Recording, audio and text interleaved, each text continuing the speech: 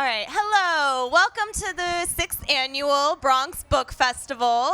My name is Shaughnessy Miller. My pronouns are she, her, and I'm one of the Kidlit programming chairs here. I've been with the festival for 4 years doing the programming, and I also work in my day job in publishing, and I'm excited to be moderating the Mental Health Matters panel. So we wanted to do this panel because, as you know, the past few years a lot has been coming at everyone right and left. And my co-chair is a high school teacher. She knows firsthand how the pandemic and all the civil rights movements have been affecting her students. There's just, in the news cycle, one thing after the next. So, and then I also was reading in the intro to one of our panelists' books some statistics about, all of 49% of young people will have suffered from a mental health issue, which is a huge percentage. And so, of course, this mental health matters. And all of these panelists, after reading their books, I know they agree. So I want to have each one of them just go down the line, introduce themselves, talk a little bit about their book, just a quick little pitch, and thank you. Start with Nora. Hello, my name is Nora Shalaway Carpenter. My pronouns are she, her. I am here for the book Absolutely Normal. I am one of the co-editors of this anthology with Rocky Callen, who unfortunately was sick and couldn't be here today. And we both have stories in it as well. So this anthology is a collection of short stories that all feature protagonists that are suffering from some kind of mental health condition, but the stories aren't necessarily about them coming to terms with that mental health condition. It's just that they happen to have it while they're living their lives. And also, each story, the author of each story also suffers from the same mental health condition as the protagonist. So we really wanted to include that. And after each piece, there is a note from the author to the reader.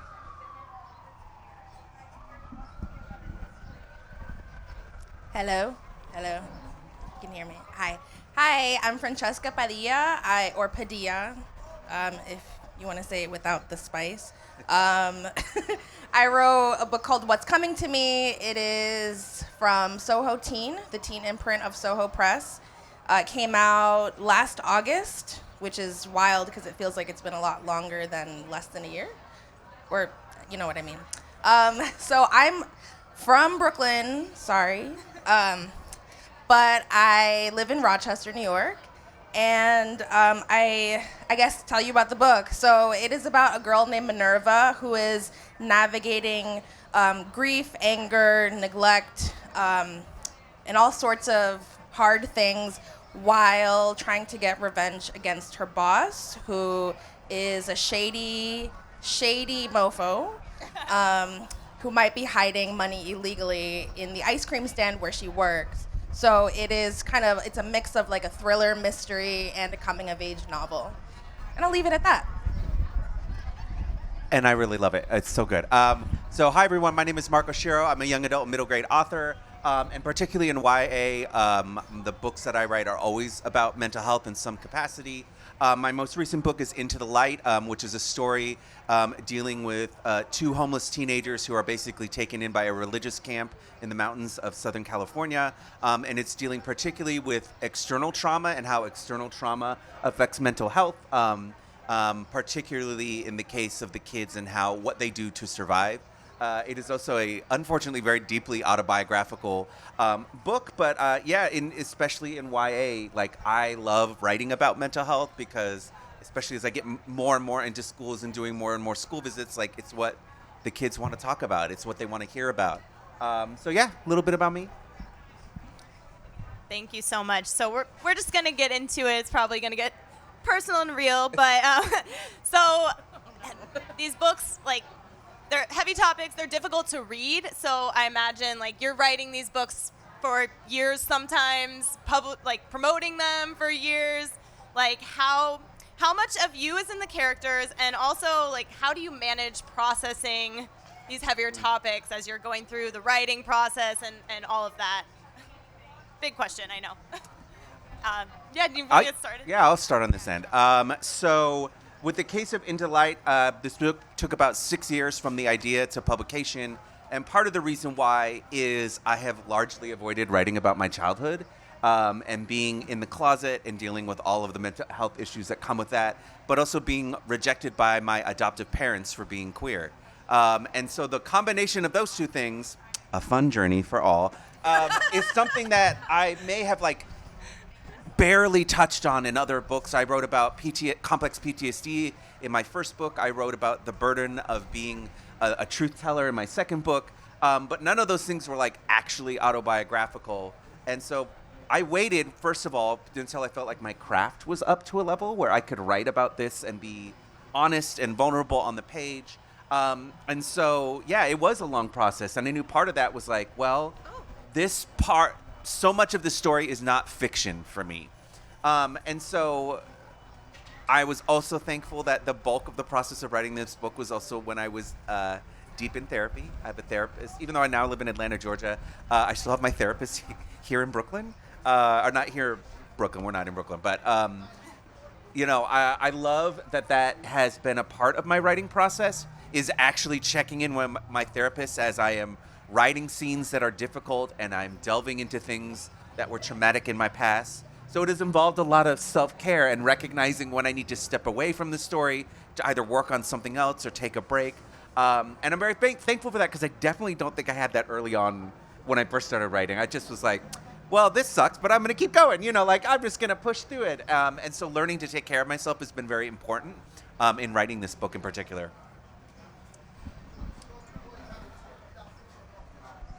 This is fiction. Yes, for children, for youth. Yes. Okay. I'm going to go ahead and answer the question that I was asked previously. I'm sorry, I just... Yeah, no, if someone's talking at me, I got to address it. So, okay, well, not always. So a lot of people ask me this just because it's pretty clear that this is a very autobiographical book. It's about a girl who's been dealing with her mother being in and out of the hospital for a long time, and having a lot of complicated feelings around that, not just sadness, but anger, powerlessness. Yeah, and so I dealt with something very similar when I was a kid, and my whole reason for even coming up with this book, I actually had the idea very early, maybe I was 19, but not for the whole book as it stands, but just the idea of a book about somebody whose parent was sick, because I had a sick parent when I was a teenager, and I saw there were a lot of books about, parents who had passed away, but I didn't see a lot, and that doesn't mean that they didn't exist, but I didn't see a lot about kids with chronically ill parents, and what that feels like. And there's an author's note in here where I talk about how that folds into grief.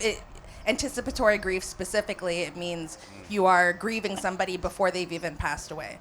And so, I had the idea, but I didn't really execute it for many, many years.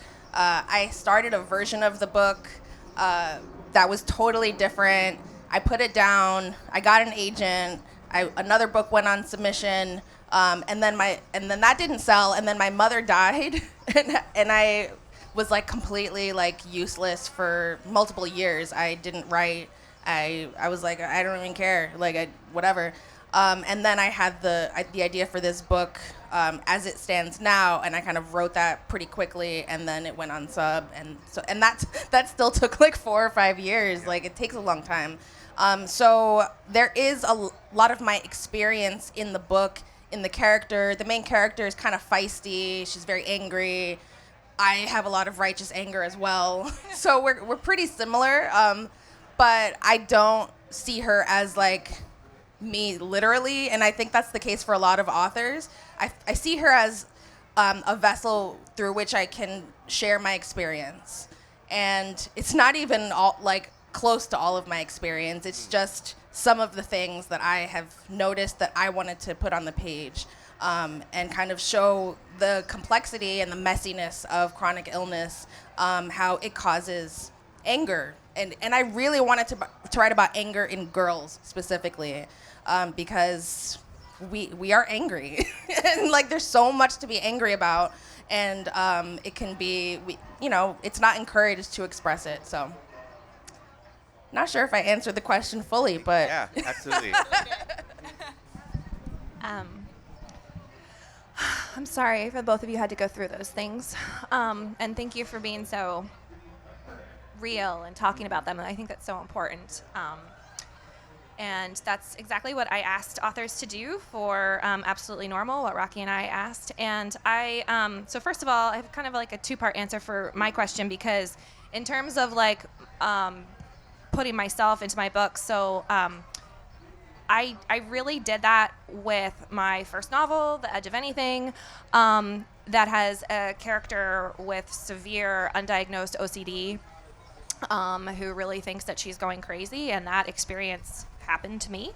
And so I wrote about that, and that was very cathartic, and showed, I think it showed a level of growth. Like, I wasn't able to write about it for about 6 years. Like, I had to separate myself from that experience. But I did, and I'm really glad that I was able to do that, because before I couldn't even like admit that I was like so full of shame that I had OCD, that something could be like that I was diagnosed, that I wasn't like this perfect person that I had kind of taught to not necessarily to be, but to at least present as.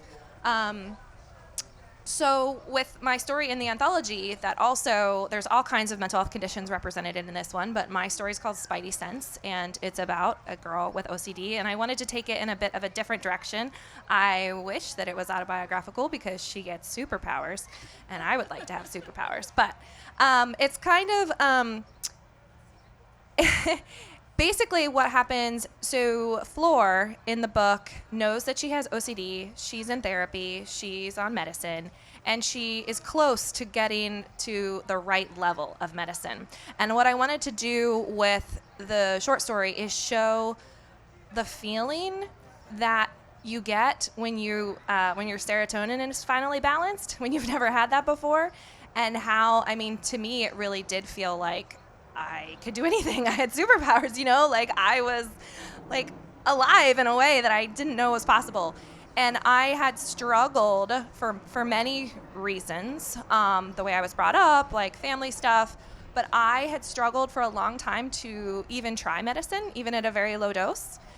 So to get to the point of taking medicine that was safe and really was what I needed, that was a big deal. And so I talk about that in the author's note to Spidey Sense.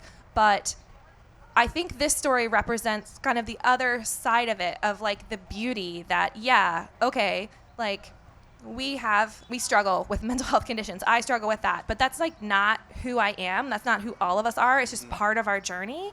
And we have these incredible talents. And the flip side of a lot of people that struggle with mental health is that we're incredibly intuitive and creative, and we feel a lot, and that has almost like superpower stuff in it. And so I just wanted to show that with the story. Thank you all for sharing. I know I loved your story. Like, it was so beautiful. And like I wanted more. I wanted to like see more of the super Spidey Sense. I was gonna start with you and ask you about in the anthology. So each of the stories tackle a very massive topic, and they can be really difficult to read, and they bring their own unique genre, style, cadence. So how did you first like decide and reach out to people or take submissions? Like, how did you decide what to go into this anthology? But also, how do you envision readers taking this in, especially maybe like teachers or students or just an individual reader, like reading each story, processing, and what was your vision for that? And yeah, I get this question a lot. Okay, so, okay, we're all good. Okay, so I got the idea for this anthology after, so I'd already published The Edge of Anything, and Rocky Callen was in my debut group, and so we became really good friends. We started doing a lot of events together, kind of talking about mental health, and both of us were getting a lot of emails from readers and from teachers about the themes in our book, and I had just finished my first anthology, Rural Voices, and so I'd done an anthology, and it was so much work. People had told me it was going to be, but I was, really passionate about it. And it was like we just finished like the last thing that I had to do for the book. And I was texting some of my friends, my writer friends, and just being like, oh my gosh, you guys, like, don't let me do another anthology. Like, that was so hard. And then, like, 15 minutes later, I was like, oh, you know what, though? You know what would be a really good anthology? Is if we did one about mental health. And then it just kind of, like, spiraled from there. Like, the idea snagged in my brain, and I was like, well, I do know how to do it now, And so I knew immediately that I wanted a co-editor because mental health is so different for every person. And I mean, we have 16 people in this anthology. All their experiences are different, and it's just like a tiny, tiny scratch of the surface, right? And so I reached out to Rocky. I asked if she would do it with me. She immediately said yes. Because we'd collaborated before, like we just worked really well together. We reached out to people that we knew had who had either publicly posted about their struggles with mental health or had written about them publicly in their books. We tried to get a variety in as much as possible, definitely in the types of conditions. Also in the contributors themselves, where they were in their careers. We love to uplift up and coming authors as well as like award-winning authors, and it was really super important to us that the anthology is multi-genre. So we have poetry, there's epistolary, there's different types of prose, there's a graphic short story, and so honestly, we had too many people. Like, once people started learning that we were doing the anthology, people started contacting us, and that can be really tricky. And we basically, it was almost like, okay, we went with our list, and almost everyone said yes, and so we didn't have a lot of flexibility in that. So a lot of people have asked us if we were ever going to do a sequel, and I definitely have enough people to do a sequel. So if you like the book, if it sells well, then maybe we'll do a sequel. But yeah, it was one of the things that, and like I said earlier to my co-panelists, like it takes a lot of bravery to not only speak in public about mental health, but to put it on the page for everyone to read. That is really brave and amazing, and just really impacts readers so much. So, I'm just so grateful for all the contributors that did that. Hopefully, there'll be another edition. I hope so. Yeah, more representation. So I have a question for Francesca. So Minerva, the main character, has gone through so much, and rather than getting the support that she needs from adults, they label her as a problem. They begin to discard her, and there's definitely a theme of adults discounting her lived experience and considering her mental health. So can you talk about why you wanted to write this experience for Minerva, and how this plays out with a lot of teens, and how you see this playing out often? Yeah. So my tia was gonna come to this. But she came to the wrong festival day, so she's not here, and I'm kind of glad because I would say that I experienced some of the same things in my family that Minerva experienced with regards to other people having complicated feelings about Minerva's mother's health and situation, and kind of taking it out on her because they didn't know how to process it properly either. Specifically one character, but I experienced that in my life. And it's all good now, so no worries. But that's what I wanted to explore.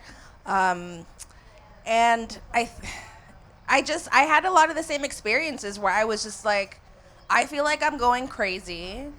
Why can't anybody see that I'm hurting? Let me just be as aggressive as possible, or as spiky as possible, and that's how I'm going to protect myself. So So wait, the second part of the question was, there was a second part. It was why you wanted to write that experience and how it plays out with like teens that you interact with in the real world or teens that you know. Yeah. I think that I don't want to preemptively answer what I believe is the next question, but I think it plays out in the sense that like there is a lot more acknowledgement of mental health, like how important it is, mental illness. There's a lot more information that's out there, but I think that there's still a sense of solipsism where people aren't. We could all be a little bit more empathetic towards one another, I feel. I think it's just that's how I feel it plays out, whether you are a teen or younger or whether you are an adult. And so I would say that what I've been told by readers, especially teens, are just like I've been going through something like this, and it really helped me to see somebody like a character in a book who is acting the way that I have acted. And that's really the most direct answer that I can give. Yeah, thank you. So for Mark, this book was really heavy, which you warned us about at the beginning of the book. I did. There was an audio. I I listened to the audiobook, and it was like, be warned, this is heavy. Yeah. And it had quite a twist that I won't give away. I was reading, I was like, wait, what is happening in like the best way? But so you definitely like bent some genres there. So yeah, I think I have to ask about the decision to confront religious trauma and manipulation as well. The thing you're, by the way, not supposed to write about in YA. Very early on, I was told, don't ever write about religion in YA, ever. No one will read it. No one wants to talk about it. You'll get banned. Any of that stuff. Well, I mean, it's wild because if you do read Into the Light, you're like, you put everything a person could get banned for in one book because who cares? But yes, like I'm glad you're asking about that. Yeah. Well, I think anyone who grew up in a faith-based household will relate, whether they had a high degree of trauma or like anybody. I feel like I grew up in a very Catholic household. Yeah. And like had a relatively good experience, but still there's trauma there. So what kinds of impacts can religion have on a teen's mental health, and how does this interact with other elements of identity like race, sexual You'll have an hour? Let's go. Like, and how do we begin to heal? Oh God. Boy. I don't know how to. Well, you could do one or the other. Yeah. So one thing I wanted to do, particularly this book, and I mentioned it in my first answer, is the idea that mental health can very much be an external thing. A thing that I had to sort of come to accept of myself going through therapy is that my therapist is like, prescription drugs will never work for you. You had such intense trauma as a child. We need to heal that. And that the symptoms, the depression, the anxiety you're dealing with, not a prescription drug in the world will work. And I remember having a moment of like, well, that sucks. Like, I want what in my mind, and this is a flawed way of thinking, the easy solution. I want to take something that's going to make me feel better. And she's like, no, we just have to talk a lot. And I'm like, ugh. But it really helped inspire me to think about what are external factors on mental health. And so for me, in particular, like the main characters of this book, I am what is, if you're not familiar with the term, I'm a transracial adoptee. I was adopted. I have an identical twin brother. The two of us are Latino, and we were adopted out of our culture by a white mom and a Japanese Hawaiian dad, which is, by the way, why I have an extremely traditional Japanese last name that throws everyone off, including the first time I ever did a visit here in the Bronx. And I walked into a classroom and a girl was like, why aren't you Asian? And I was like, because that's not how that works. I don't get to just choose. Like, come on, calm down. Anyway, I was like, how about hello, good morning? And so a thing that I really wanted to hone on is this idea, being an adopted kid, I would grow up always hearing, oh, you must be so lucky because your parents chose you. And I understand the impulse to say that because it is. You have to go through such a rigorous process to be adopted, particularly if you're adopting kids from another culture, from another country, out of foster care. It is not generally an easy thing. But the thing that made that hurt and made my mental health worse was them being rejected by my adoptive parents. Because it's like they chose you and then basically unchose you. And so I knew as this book was coming together, I'd have to write about that religious trauma of I was never going to be good enough for particularly my mom because she was so religious, she believed I was flawed to my core because I was gay. And so that creates this sort of like cognitive split that happens in your brain as a kid. And it is why now as an adult having a diagnosis of complex PTSD really helps, because when I was at the young age, when you're forming a sense of who you are, how you interact with the world, my brain was wired in the worst way possible. And so now as an adult, what I hope I'm doing with my books is showing that there is a process of sort of rewiring your brain.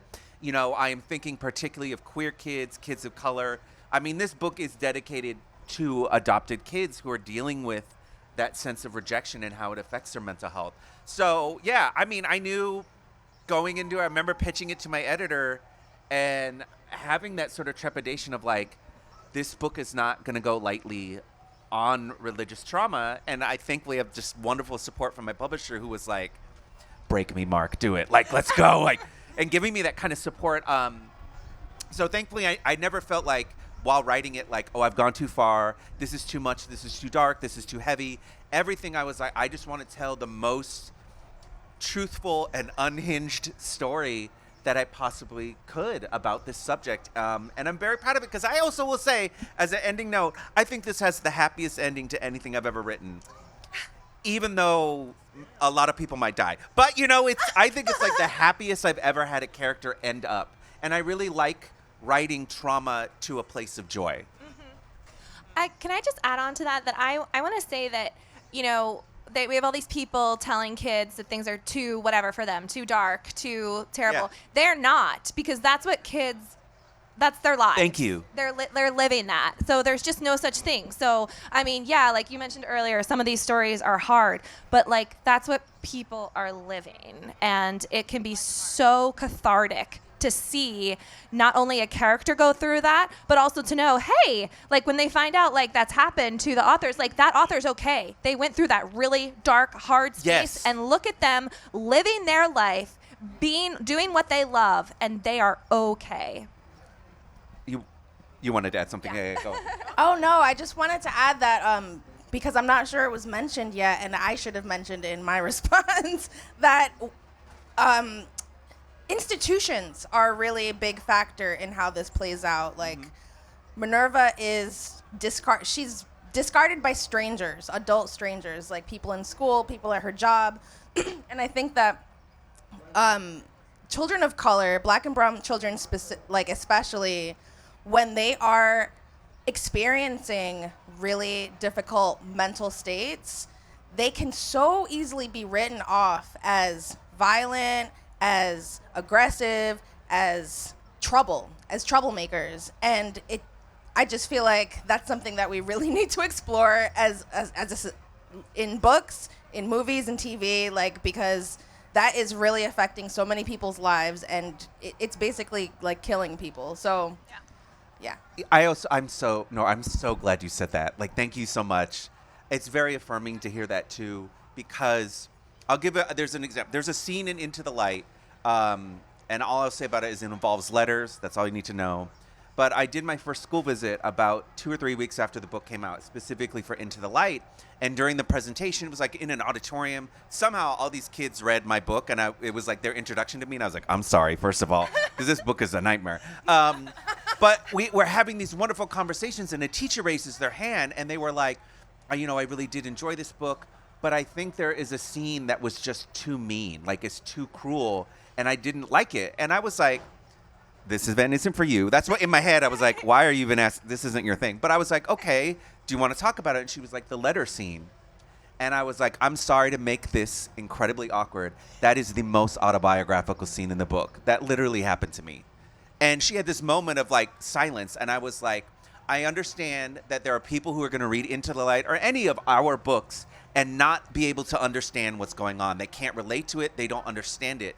But just because you have not experienced something does not mean it's not true. So I was like, I included that as an example of a thing you referenced, John, about how certain people in power in religious institutions can manipulate children in particular and prey on our fears and our emotions. And I'm like, it is there for a reason. And you hinting and giving this idea that it's too dark, it's too tough, it's too mean, I was like, so, well, what now? Like, that happened to me. So am I too mean? Am I too cruel because it happened to me? Like, what are we doing here? Like, I don't like the message that something someone goes through is too mean or too cruel for existing. Like, I don't hear you saying anything about the person who did it. It's all about the person who wrote about the after effects of it too. And so, yeah, I love writing from that place of honesty because kids are going through these things. So thank you. That was an amazing point.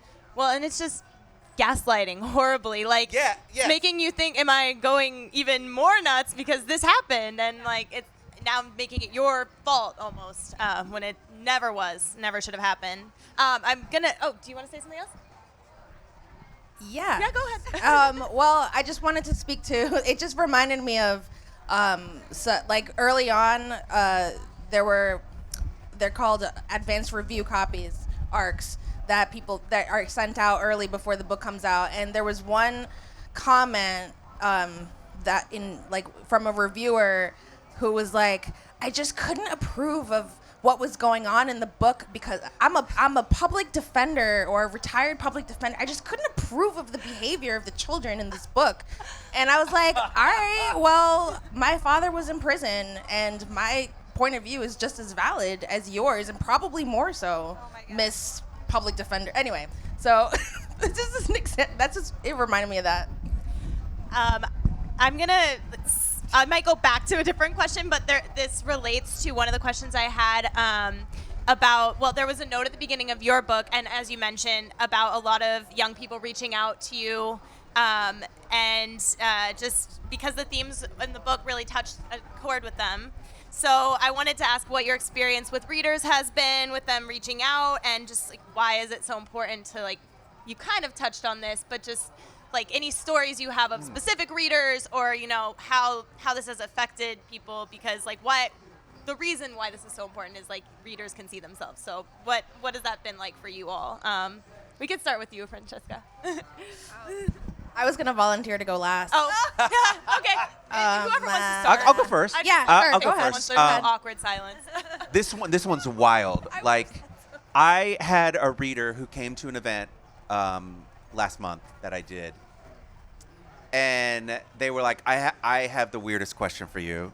And I was like, I've been asked so many weird things over the last 5-6 years. I was like, the bar is real high. And they said, when you were a teenager, did you, and I'm not going to say it for personal reasons, did you go to such and such camp? And it was the conversion therapy camp I got tricked into going to. And I was like, what? How do you know what that name is? How do you know? And they were like, I'm pretty sure we went to the same camp. Not the same year, but like years apart. And so part of the experience that went into the light was being involved with this religious community that basically promised us, like, we're going to give you this great week-long retreat in the mountains. We're going to go hiking or whatever. And they tricked us into going into conversion therapy camp. And so this reader is like, we first do that thing where you meet someone who's gone through a similar experience where you just immediately start trauma dumping at each other, but you're happy while you're doing it. Like, oh my God, do you remember this thing? Did such and such, are they still teaching there? Did they do this thing? And we are like fully joyous. There is a line of people waiting to sign books who are all so confused because we are saying the darkest things ever, but they were like, I have spent 20 years thinking I imagined that place and thinking that I was broken because of what happened there. And I read this book on the recommendation of someone who was like, oh, I think you have a similar experience. And being like, even though I set the camp in a completely different mountain in Southern California, they still were able to figure it out just from context clues. So when we talk, because I know we all write from that selfish place of what do I wish was in a book when I was younger. And so whenever I start a new book, I kind of only have like one or two people in mind. Like, here's this very specific experience. And that was like one of the few chances where I met someone who I think was that specific person while I was writing it. And it was so affirming and also wild. And thankfully, that place does not exist anymore. Oh. Goodbye. Yes. I'm actually going to share a story that I got from an adult, since we write for YA, and adults read YA too. So I just want to share that, is that So I had, for my debut, I went on this podcast called OCD Stories, which, oh my gosh, if it had been around when I was younger, would have just been really helpful. But after I did that interview, I was, it was almost an hour long, and I kind of felt a little shaken, like, oh my gosh, did I like put too much of myself out there, you know, like really kind of explained what it was like going through first having a trauma that then like unlocked this severe OCD. And a couple months later, I received an email from a woman in England who was basically had experienced very similar things and was just like, I had no idea that like this could happen, that I wasn't like this strange freak, basically. And we corresponded a couple times, and it was just really, and I mean, because I felt that way too when I was going through it, like something's really wrong with me. I am like the only person that, you know, this just cannot be anything that happens to other people. So just having seen the way that just because you write for one audience doesn't mean that other audiences aren't reading or finding your stuff. And just like what Mark was saying about how, you know, some people might not get it, but the people that really need it get it, you know, and those are the readers that we need to reach. And everybody else, I mean, can learn from that about how to interact with, because I had so many experiences, I don't know about you guys, but like when I was going through the deepest part of my trauma where people just didn't know what to do. Like they didn't know how to talk to me. Like I pulled back from a lot of my friends because I didn't want to make them uncomfortable. I didn't feel like they could hold what I was going through. And so that just made everything worse. And it was finally, you know, one of my really good friends that was just like, I know something's wrong. Like I'm going to be with you through this. Like, we're going to tell me this, tell me what's happening. But a lot of people just, they don't know how to react. And I think a really important role that our books play and our stories is teaching, you know, like, wow, you're so lucky if you've never had to go through these things. But somebody you know, and probably somebody that you love, is going through them. And you need to know how to be there for them.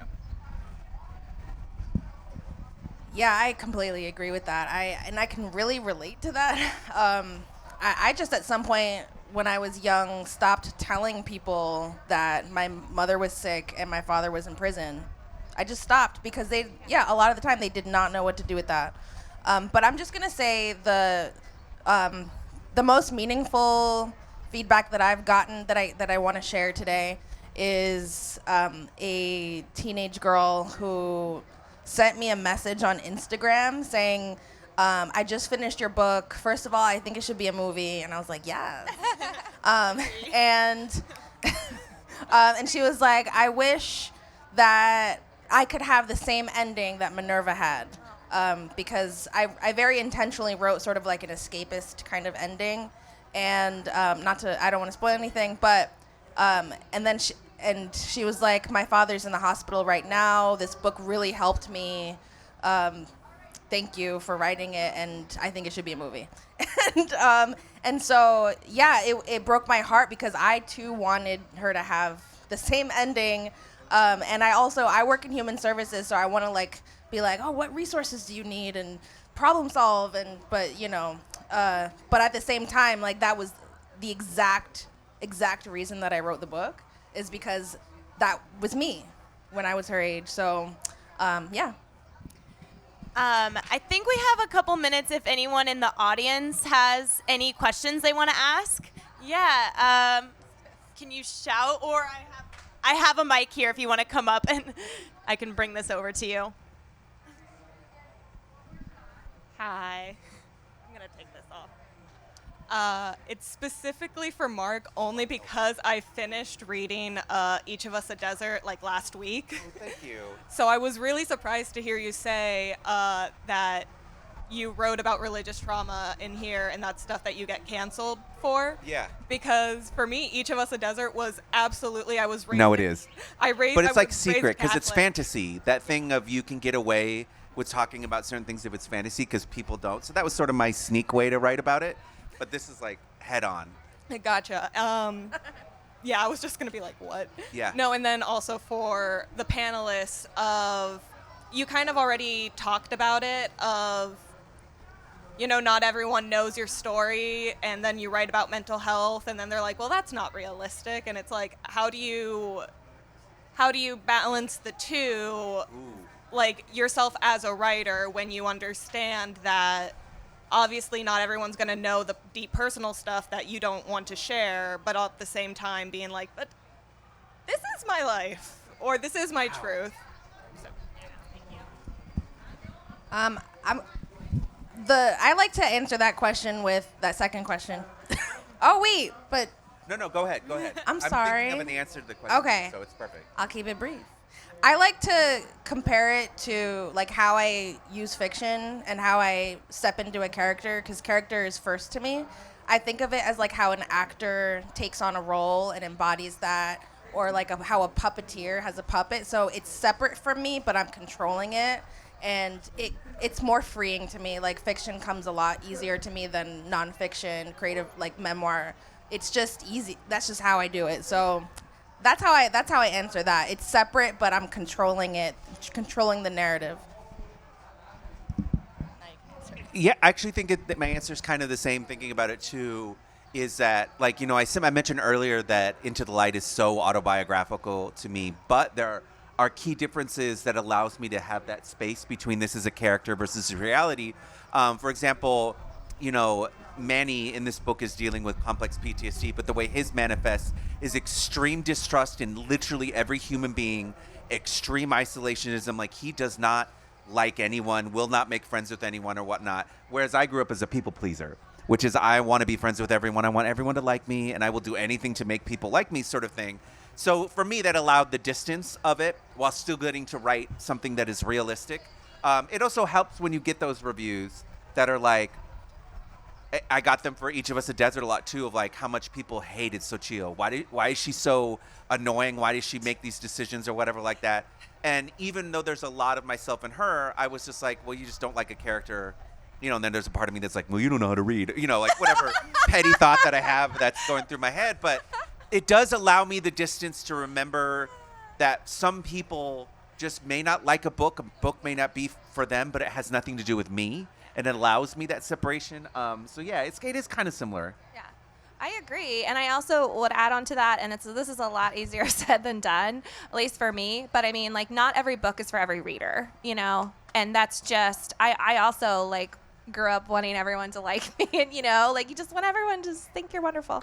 And that's just unrealistic, and especially with books and stuff. So just kind of, like, knowing that, but also that's absolutely what I do. Like in The Edge of Anything, like, Len, it was like I went into her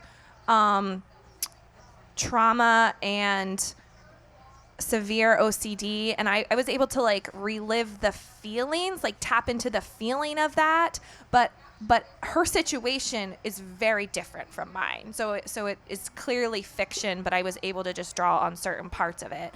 And I think that can be really helpful as a writer, so that you're not putting your actual life story out there is very different, and can be very, you know, then people can be like trampling all over it, and that can be really painful.